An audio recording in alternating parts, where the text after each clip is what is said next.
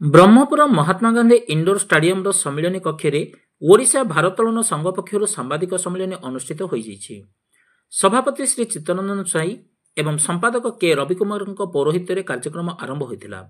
आसंता 9 तारिख ठारू 14 तारिख पर्यंत अस्मिता खेलो इंडिया महिला जातीय भारोत्तोलन प्रतियोगिता ब्रह्मपुर महात्मा गांधी इंडोर स्टाडियम ठारे अनुष्ठित होगाकू जाउछि। 8 तारिख संध्यारे एही प्रतियोगितार उद्घाटन हेबो। एही प्रतियोगितारे 26 टी राज्यर युव कनिष्ठ और वरिष्ठ विभाग प्रत्येक 10टी ओजन वर्ग में प्रतियोगिता अनुष्ठित होब। एनिमते 400 रु ऊर्ध्व प्रतियोगी 50 रु ऊर्ध्व ऑफिशियल भाग नेबे। एही प्रतियोगितार ओडिशार 20 प्रतियोगी मानक मध्य आंतर्जातिक पदकधारी ज्योत्स्ना शबर, मिनी शांता, स्नेहा सोरेन, शुभस्मिता महांती मध्य भाग नेबे।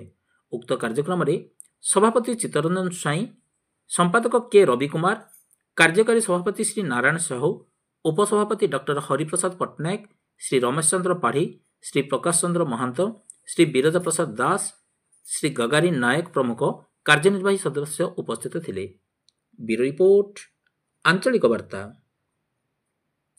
साइड गोटे स्कीम जोटा कि अस्मिता खेलो India inter zonal national championship यदि 3टी जोन इंडिया रही कंपटीशन हुए तार से जोन रो जो माने सिलेक्ट होते से माने ही इंटरनेशनल आमर इंडिया रे खेली पारे।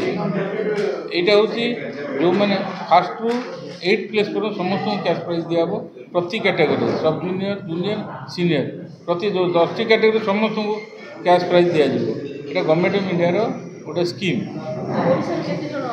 ओडिशा रु 21 जन प्लेयर खेलिबे एवं सारा भारत रु 400 प्लेयर सब जूनियर जूनियर सीनियर खेलिबे एवं पाखापाखि 50 अधिक ऑफिशियल आसुछन ऑल ओवर इंडिया।